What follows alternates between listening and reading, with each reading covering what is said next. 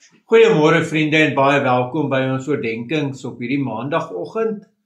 En ja, ons gaan voort met Jesaja 40 vanaf vers 2. Praat mooi met Jerusalem. Roep haar toe dat haar gedwonge arbeid voltooi is, dat haar skuld afbetaal is. Ja, sy het uit die hand van die Here 'n dubbele straf ontvang vir al haar sondes.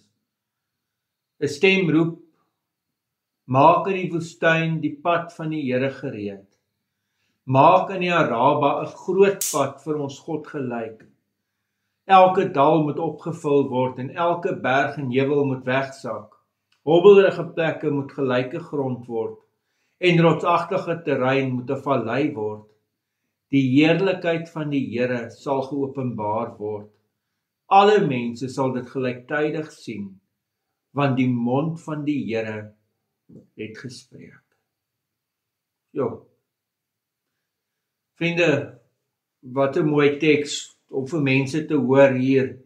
En nou sê die stem, maak in die woestyn 'n pad vir die Here gereed.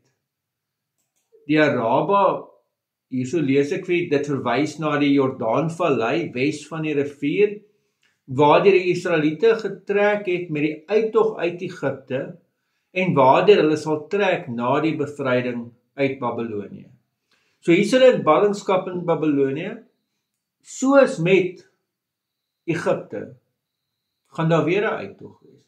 Gaan hulle weer op dieselfde pad loop en sê, maak die pad gereed, en dan hoor ons nou dat die pad gelyk gemaak moet word, opgevul moet word, sodat selfs ou mense en jong kinders baie gemaklik hierop kan loop.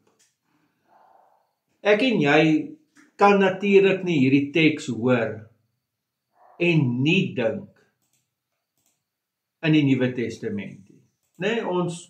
Wanneer ons hoor 'n stem roep, maak in die woestyn die pad van die Here gereed, onwillekeurig gaan ons gedagtes dan na Johannes die Doper toe, dat dit is wat hy gedoen het, die pad gereed gemaak het.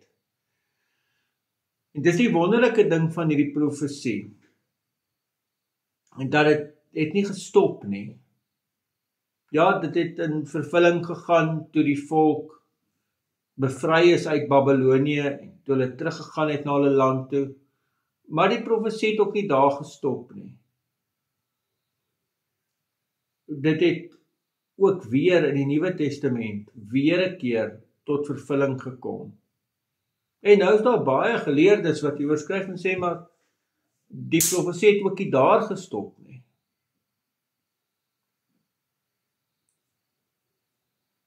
Op 'n manier is ek en jy ook besig om die pad vir die Here gereed te maak.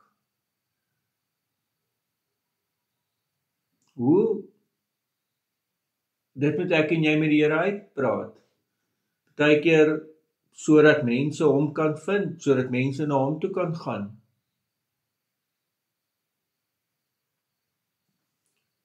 Ander mense reken dat dit ook in verband gebring kan word met die wederkoms. Hoe ook al, ek en jy is altyd besig om op die pad vir die Here gereed te maak. Amen. Here almagtige God, bly ons ook deur die Gees, en dankie vir die teks. Dankie vir die hoop wat mense kon kry in Babylonië, in ballingskap, en U het hulle bevry.